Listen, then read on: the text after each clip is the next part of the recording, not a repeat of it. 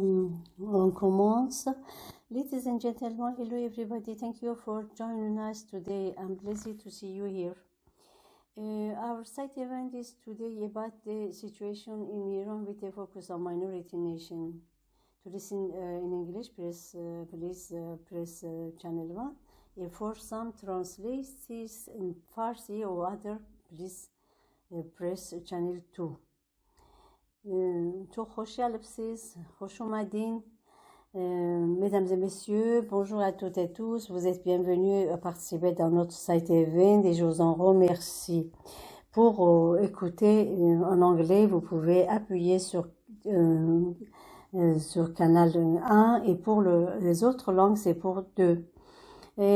Avant de commencer le site event, je voudrais préciser quelques points. Veuillez mettre vos mobiles en sourdine. Pour votre santé, vous pouvez garder votre masque. Et les règles des Nations Unies vous interdisent de prendre des photos et des films. Par ailleurs, nous avons autorisé 2 personnes à filmer les 2 débats et nous leur permettons de prendre des photos. Si vous n'êtes pas d'accord, vous pouvez lever la main et nous respecterons votre choix. Avec notre premier orateur, M. RAMZI, je vous en prie. Madame la Présidente, Mesdames et Messieurs, depuis la mise en place d'un gouvernement central en Iran, il y a environ 100 ans, les minorités nationales ont toujours été réprimées et discriminées en raison de leur identité. Mais elles ont riposté avec la plus grande persistance. De façon remarquable, l'histoire du siècle dernier a été histoire de la lutte contre la répression en Iran. La décentralisation de la gouvernance en Iran. La reconnaissance pure et simple de droit à autodétermination. Le rétablissement de langue maternelle comme langue officielle. La fin de l'oppression nationale et culturelle. La reconnaissance de leur hégémonie politique, élimination de toutes les discriminations économiques, le respect de toutes les identités nationales et la restauration de l'environnement sur le territoire des nations minoritaires. We regret that there is no positive performance to report from the Iranian authorities.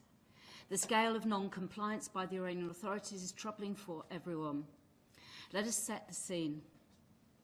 In spite of the 1992 Declaration on the Rights of Persons Belonging to Minorities, the Islamic Republic of Iran evades the declaration rather neatly by calling everyone Iranian and hence avoiding any obligation.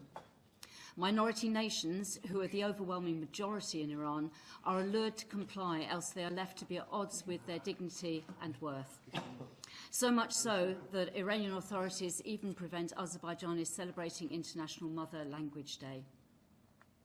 Article 5 of the Declaration of Human Rights forbids torture or degrading treatment of any human being. Although the article is recognised by the Iranian laws and its constitution, the Iranian authorities violate it at every opportunity, be it the 1981 annihilation of the Azerbaijani Popular Muslim Front in Tabrizi for opposing the guardianship of the Islamist juries, or the so-called chain murders of dissidents throughout 1988 and 1998, or recent anti-hijab protests which reached onto the brink of revolution. Like some 60% of Iranians are coming from an ethnic, linguistic or religious minority, Mohammad Mehdi Karami has paid the tribute of repression twice, first as an Iranian and second as a Kurdish.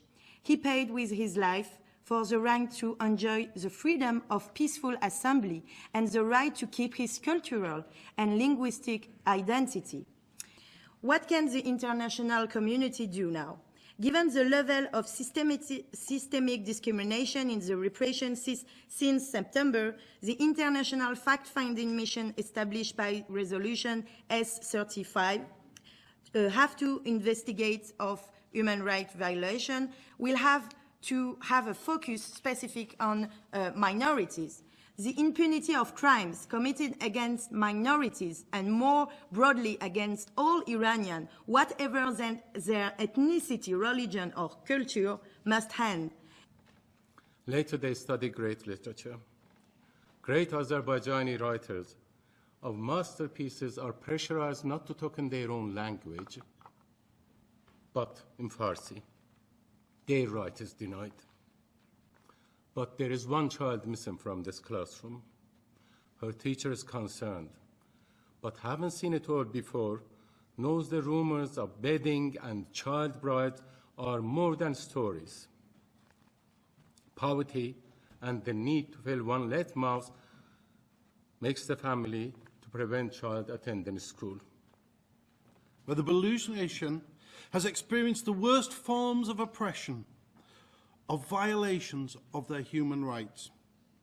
Today, the Baluch are denied means of identity. This is a way of population manipulation, preventing access to education, health, and other social services. Innocent Baluch detainees are thrown into jails, where they are barbarically tortured and executed without fair trial. Mass killings of innocent prisoners are used in revenge. Baluchistan has been denied any form of infrastructure, of economy, health, education and culture, another tactic of oppression and control. Nonetheless, the abhorrent tragedy of Jina's death is a reminder that the issues of governance, democracy and human rights cannot be addressed clinically and in isolation from other societal factors. The Kurds, ironically known as the largest nation in the world without a true home, are at the heart of this ongoing political movement in Iran today. Time and again, the struggle and demands of Kurds for a more open political atmosphere, their involvement in their own affairs, and overall right to self-determination have been repressed or relegated on the ground that Kurds are secessionists. The emancipation of Kurds is portrayed and prophesied as a loss to others, proactively omitting the plausible stance that the realization of such rights invariably diffuses radical calls, if any, for territorial dissolution and harsh confrontation. In the current round of political struggle, which is targeting the very political and metaphysical foundations of the Islamic Republic system and is considerably occupied with human rights issues, numerous displays of inter-ethnic and international solidarity among various groups of Iranians can be seen. Wir sind gezwungen, die Umweltkrisen, die den iranischen Behörden verursacht wurden, hier anzuprangern. Der Omiasee, wie der Kollege erzählt hat, aufgrund von Wassermangel zu einem kleinen Teich in eine große Salzwüste geschrumpft. Obwohl es ökologisch notwendig ist, hat sich die iranische Regierung vehement geweigert, 300 Millionen Kubikmeter Wasser durchzulassen, die der See zum Überleben braucht. Die Wälder von Qaradagh sind gefährdet durch Abholzung, Brände und Minen. Die iranische Behörden haben diese Aktivitäten genehmigt, um ihre wirtschaftlichen Interessen und Gewinne zu maximieren. Die Folgen sind gravierend: Luft- und Wasserverschmutzung, Verlust von Biodiversität, Lebensraum sowie Auswirkungen auf die Gesundheit der Anwohner. Firstly, I want to thank you for allowing me to be present today. Thank you for this generous invitation. What we have heard just this morning is a reflection of the tragic testimonies that we receive, that my mandate receives on a daily basis. This is a very unfortunate situation. And therefore, I urge all of you to take action. Now we have the international fact-finding mission that is established. We have other avenues. Of course, I think you should take these cases and your individual testimony to the international fact-finding mission, because that is their precise role to hold individuals accountable, particularly in relation to the violations of girls and women. In addition, there are other avenues, including the possibility of bringing perpetrators of these serious violations to international fora, perhaps the use of universal jurisdiction to hold these individuals accountable, perhaps the possibility of having these people tried even in the context of the International Criminal Court. We know that Iran is not a state party to that, but there may be possibilities. So I would conclude here with a very sober reflection and comment that we are aware that these very serious offenses are being committed, they have been committed, and now we must take action to hold individuals accountable for what they have done, for the very serious violations of human rights that they have committed. I thank you. Thank you very much. If you have questions, please. May I thank you, Mr. Javid, for your report. I will be grateful if you mention something about Azerbaijani prisoners as well in your report, because they have been denied completely. Because I was one of those people. Yeah. Thank you.